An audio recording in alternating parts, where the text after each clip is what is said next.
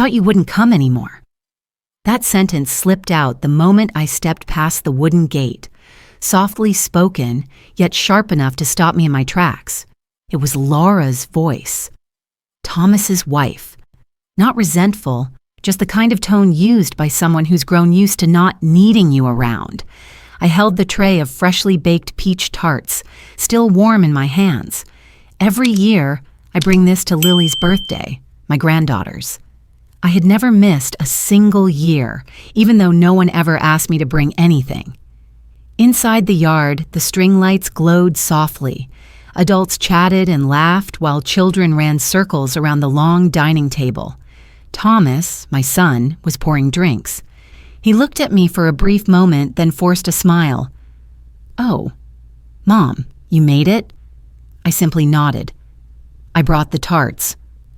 No one reached out to take them, so I found an empty spot at the corner of the table and set the tray down. The music mixed with chatter, the smell of grilled meat, the clinking of glasses, and bursts of laughter, all of it blending into a kind of noise that made me feel completely out of place. I remembered when Thomas was little, how he used to grab my hand at every party, proudly telling his friends, "This is my mom. She makes the best food in the world." Now I was just another body filling a chair. When the party ended, I helped clean up, folding napkins and gathering trash. No one stopped me, but no one thanked me either. I carried the tray of untouched tarts back home. On the way, I wondered, maybe love, too, has an expiration date like baked tarts left too long on the counter, dry, hardened, unwanted. That night, I sat alone at the table, staring at the empty tray. And for the first time in years, I realized something with startling clarity. I wasn't sad, but I wanted to live differently. My name is Evelyn. I'm 71 years old. I live alone in a small wooden house on the outskirts of Portland. People call me Thomas's mother, as if that's the only identity I've ever had. I've spent my entire life trying to please others. But that afternoon, I finally understood something. Silence doesn't keep the peace. It only preserves loneliness. I may not be young anymore, but I am not weak. If you've ever felt lost right in the middle of your own family or known the quiet ache of realizing your presence no longer matters, stay with me. This story isn't just about sadness. It's about reclaiming self-respect and perhaps learning to forgive others and yourself. If you still believe that some people deserve to be heard, to be understood, then subscribe and join me on Evelyn's journey, where every story is a reminder that love is never too late. I set the tray of tarts down at the edge of the table, next to a stack of unopened plastic plates. The smell of grilled meat, perfume, and smoke hung in the air, mixing into something that made me feel like a stranger who had wandered into someone else's home.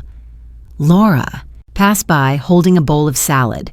She smiled for exactly 1 second before turning away to arrange the food. "Would you like to sit inside where it's warmer?" she asked, not waiting for an answer. Her voice sounded more like courtesy than genuine concern. Thomas was talking with a group of friends, laughing brightly. Every so often he glanced my way. His eyes flickered with a hint of discomfort. But he didn't come over. I understood. He was afraid of making things awkward.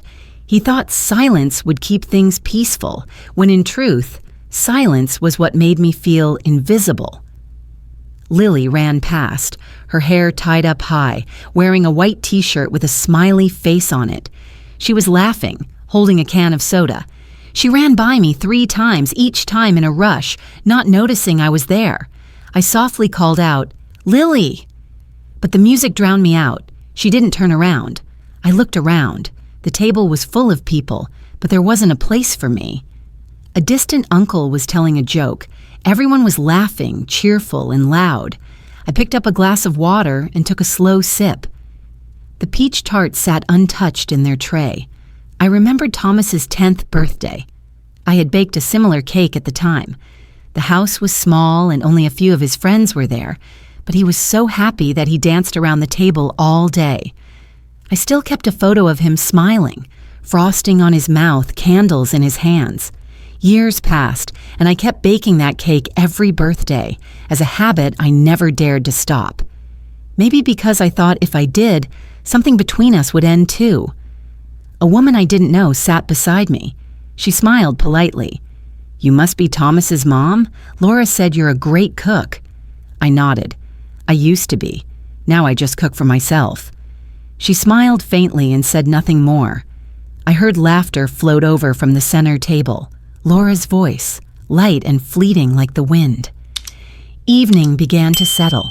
The children lit sparklers, their faces glowing in the flickering light. I saw Lily smiling beside her parents, happy, radiant, and I suddenly understood. Sometimes distance isn't born from dislike, but from people simply getting used to living without you. When the party ended, I stood up and began to clean the table, collecting the plastic plates smeared with sauce, folding napkins, and stacking chairs. No one noticed. Someone even whispered, "She's a bit too particular." I smiled. Yes, particular. Maybe that's the only habit no one has taken from me. Laura came out of the kitchen and saw me wiping the table. "Mom, you can leave that. I'll take care of it." I shook my head. "It's fine. Once I'm done, I'll go." She hesitated, then simply said, "Thank you for coming." I answered softly, almost as if it were a breath, "And thank you for letting me come." When the lights in the yard went out, I picked up the tray and left. It was as full as when I arrived. Inside, the crusts had cooled and cracked slightly. I looked at them, thought. They looked like me, still holding their shape, but long since gone cold inside. When I got home, I washed the tray, dried it, and placed it on the shelf. The sound of running water filled the quiet kitchen. I didn't cry. I just felt an emptiness stretching wide, as though the house had suddenly grown larger. That night, I sat at the dining table under the warm yellow light and wrote in my notebook, "Today I realized some parties aren't meant for you, and maybe it's time to stop trying to squeeze in." The next morning, sunlight slipped through the curtains, spreading across the old wooden table where I always drank my morning coffee. The house was so quiet I could hear the ticking clock on the wall. I poured myself a small cup. No sugar, no milk. What I needed this morning wasn't sweetness, but clarity. The photo frame in front of me still held Thomas's childhood picture. He was standing in the yard in a striped shirt, hair messy, smiling so brightly it used to warm my heart just to look at him. But the boy in that picture had long left me, not in distance, but in the way he looked at me. I glanced around the kitchen, everything still familiar.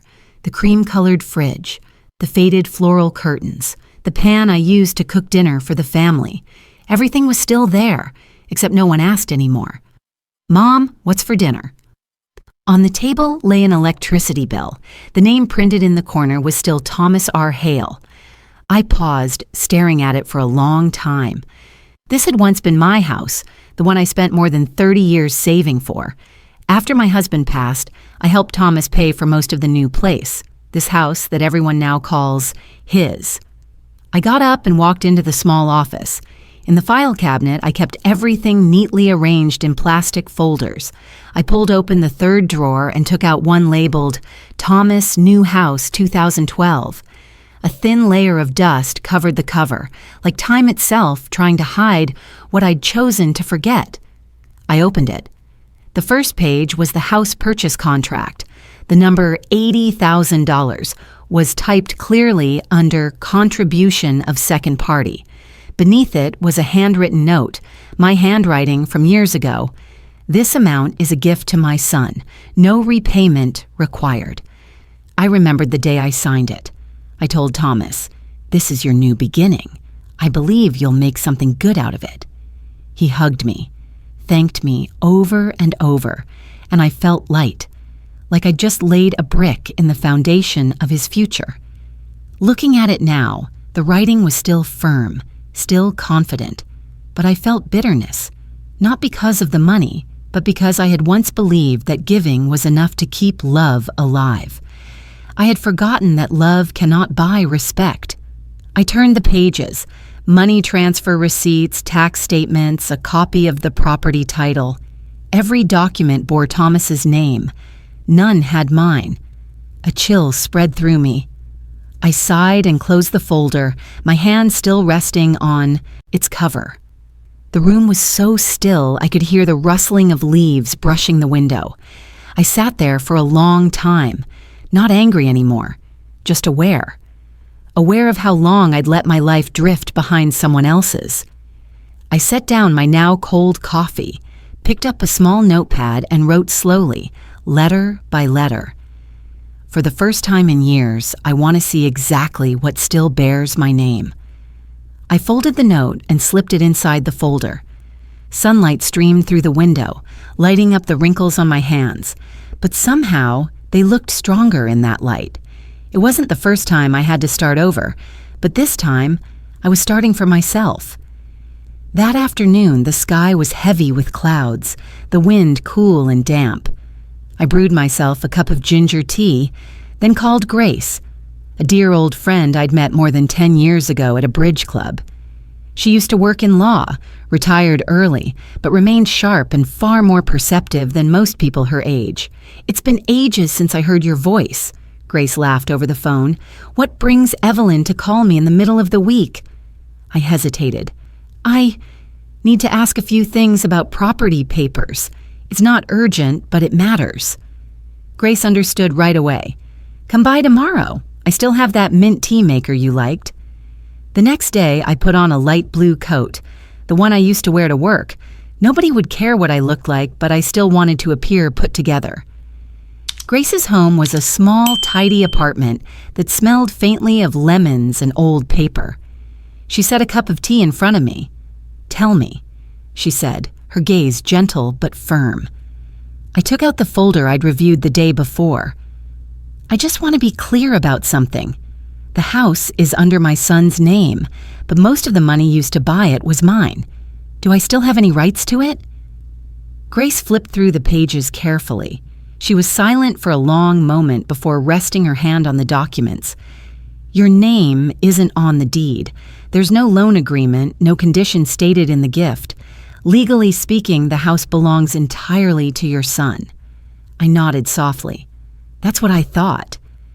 Grace looked up at me, her tone slower now. "You can't take back the house, Evelyn, but you can take back your rights." I lifted my head. "What do you mean?" "I mean, stop letting other people hold everything. Your accounts, your documents, your will, everything. You still have the right to shape your own life." I stayed quiet. Your own rights. The word sounded strange, distant, like something I'd forgotten long ago. Grace continued, "I'm not saying you should cut ties with your son, but if you want peace of mind, start putting things in order in a way that makes you feel safe. It's not about revenge, it's about clarity." She pulled a blank sheet of paper from the drawer and scribbled a few bullet points. "Review all accounts. Check authorized users. Update the will. Note, all assets under your name. This is just a starting list," she said. "Think of it as spring cleaning. Throw out what no longer serves you and keep what's truly yours." I looked down at the paper. Her handwriting was neat and deliberate, like a map guiding me out of the tangle in my head. We sat quietly for a while. The tea grew cold. I finally whispered, "Thank you, Grace. I'm not sure I'm brave enough." She smiled faintly. "Evelyn, I once saw you handle a whole winter with a leaking pipe and never complain once. You're stronger than you think." When I left, the sky was still gray, but the air felt less cold. I held the sheet of paper tight in my pocket, as if holding on to a piece of myself. That night, back home, I sat at my table and took out a fresh sheet of paper. I wrote Thomas in the middle, carefully and evenly. I stared at that name for a long while. Familiar, yet suddenly distant. Then I drew a line straight through it, not to erase it, but to mark where I finally stopped. 2 days after meeting Grace, I began to tidy things up. Not my house, but my life. In the morning, I called a locksmith. The man on the other end sounded young and energetic. "I can come this afternoon, ma'am. You want to change both the front and back door locks?" "All of them," I replied, steady and calm. "I want everything to start fresh." When he arrived, a light drizzle had started. I stood under the porch, watching him work. Every click and turn of metal felt like dust being shaken off some hidden corner inside me. The old wooden door had dulled over time, its handle faded to gray, but when he fitted the new lock in place, it somehow looked different, sturdier, stronger. "All done, ma'am," he said, wiping his hands. "This new set's very secure. Want any spare keys?" "I'll need 4, I said after thinking for a moment. "One for me, one for the safe deposit box at the bank, one for my neighbor, Mrs. K, and one as backup in case I lose mine." He nodded with a kind smile. When he left, I stood by the door, the new keys cold in my palm. I clenched my hand around them and murmured quietly to no one but myself. From now on, only those who mean well will knock on this door. That afternoon, I went to the bank. The young clerk recognized me. I'd kept my account there for over 20 years. "Ms. Evelyn, what would you like to update today?" "I want to review all authorized users and beneficiaries," I said. She typed on her computer, scanning the list. Then she read a name aloud, Thomas. I looked at the screen for a long moment before saying softly, "Remove that name, all of it." She hesitated, searching my face, then nodded. "Of course, I'll take care of it right away." I signed a series of forms, each stroke of the pen feeling like untying a string that had bound my wrists for years. Each signature felt lighter than the last, like an exhale, a small step forward. On the way home, I stopped by a small cafe on the corner. I ordered a cappuccino, something I'd never done with anyone else. Thomas didn't like milk in his coffee, while Laura worried about the calories. But me, this was the first time I chose something just for myself. The taste was simple, yet it made me feel alive. When I got home, I opened the drawer and pulled out the old folder containing my will. I read every line carefully. There it was. Primary beneficiary, Thomas R. Hale. I picked up a pen and drew a clean line through the name, steady, unshaking, without regret. I wasn't erasing my love as a mother. I was simply redefining what I deserved to be treated like. When I finished, I placed the folder back into the cabinet among the other important papers. The house felt unusually calm. Outside, the rain tapped softly against the porch, mixing with the warm scent of ginger tea I'd just brewed. The phone on the table lit up. A text message. "Thomas, Mom, how have you been? Are you mad at me?" I stared at the screen for a long time. The words didn't make me angry, nor did they soften me. They just felt empty, like an old room newly cleared out, nothing left to hold on to. I took a deep breath and pressed the delete button, not out of hatred, but because I didn't want to keep reading words that always came too late. I set the phone down, poured myself another cup of tea, and inhaled the warmth of ginger filling the kitchen. Outside, the rain still fell, but for the first time, its sound didn't feel sad. It was simply the sound of a beginning. That evening, I had just folded the knitted blanket on the chair when the phone rang. The screen showed an unfamiliar number. I hesitated a few seconds before answering. "Grandma, it's me, Lily." Her voice was small and trembled, as if she were afraid I might hang up. My heart tightened a little. "Why are you calling from a strange number?" I asked, trying to keep my voice steady. "I'm using a friend's phone. Mom and Dad don't know." I was silent. Hearing the hesitant breath on the other end, I imagined her face, likely bowed, twisting her fingers like she did as a child whenever she was afraid of being scolded. "Grandma." Her voice was as soft as the wind. "About that day at the party. I'm sorry. I saw you, but I pretended not to. I was afraid Mom would notice, afraid I'd get scolded, but when I got home, I felt awful." I closed my eyes. An apology from a 16-year-old softened something inside me. I heard her inhale, then continue. I just want to belong somewhere, Grandma. At home, everyone's busy, everyone's tense. I don't know who to be accepted. I leaned back in my chair, filled with that tender, aching feeling. I remembered her as a little girl, running around the kitchen, laughing while sneaking bits of dough to nibble.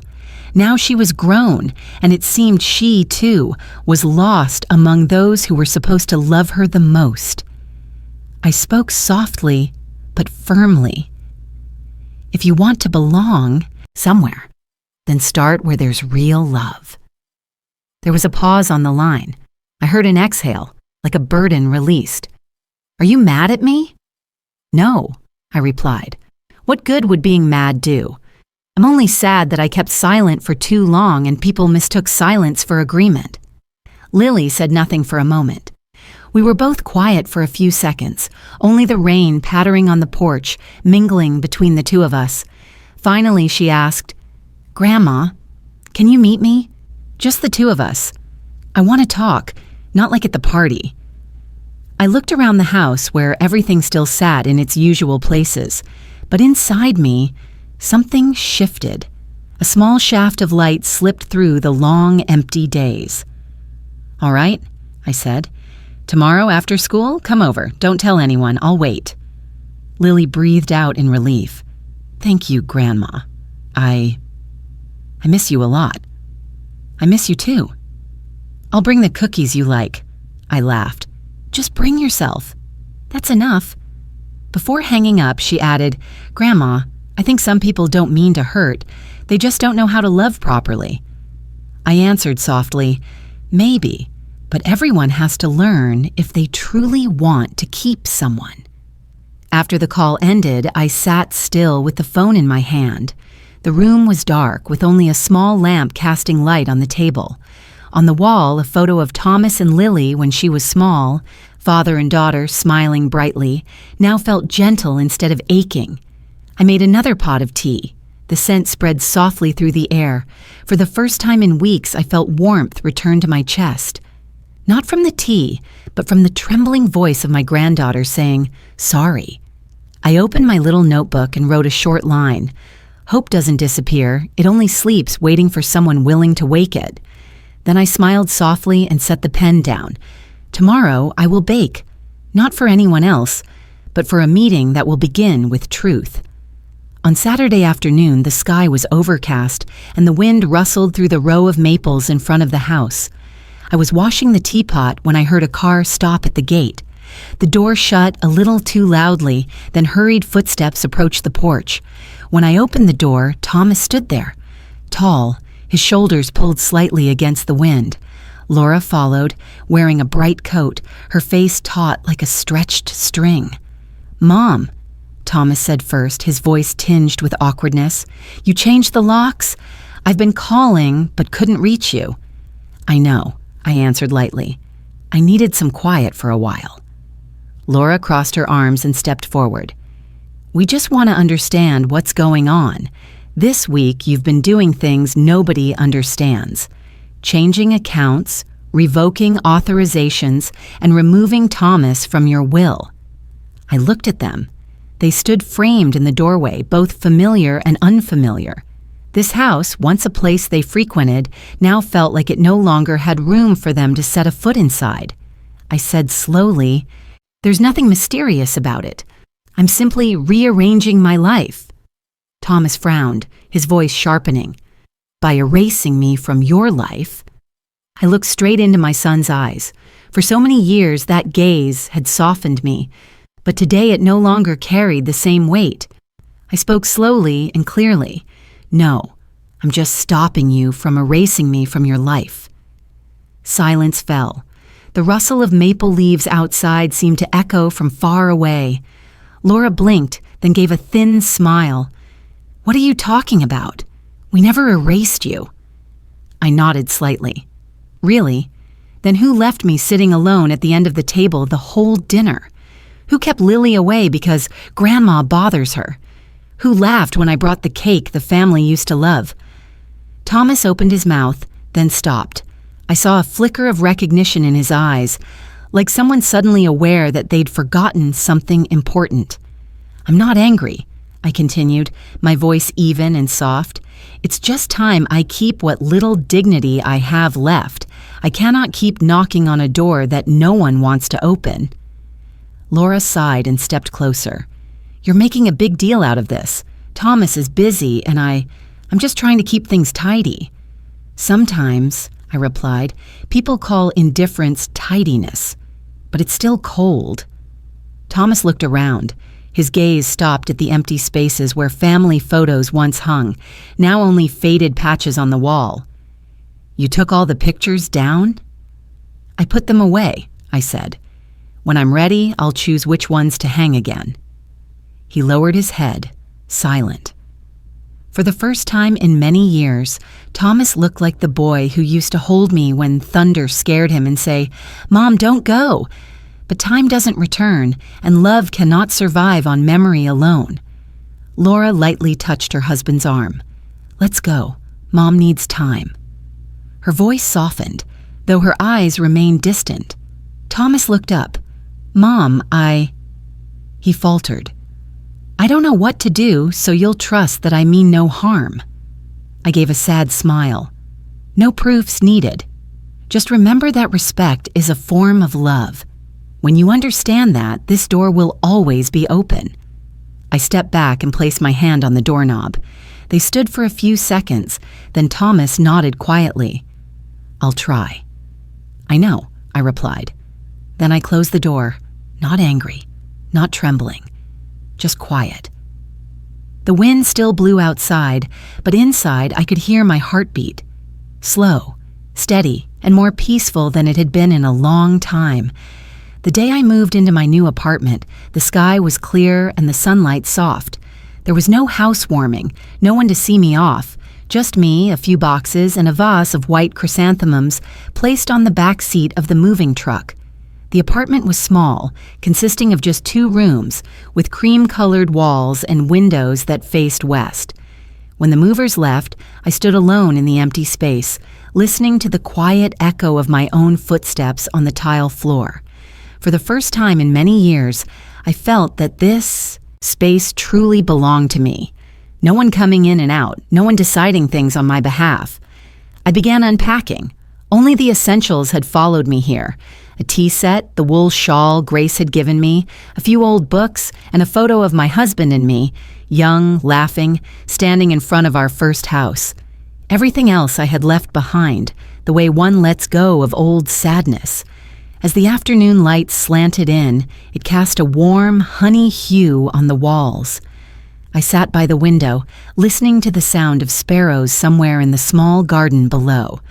Peace, a word I once thought I had forgotten, had returned, light as a breath. The next afternoon, Lily came. She arrived on her old bicycle, a paper bag swinging from the handlebars, breathless and beaming. "Grandma, I found the right place," she cried, hair messy, eyes bright. I laughed and opened the door for her. "Come in. This house hasn't had any guests yet." She ran around, taking everything in, then stopped by the table near the window.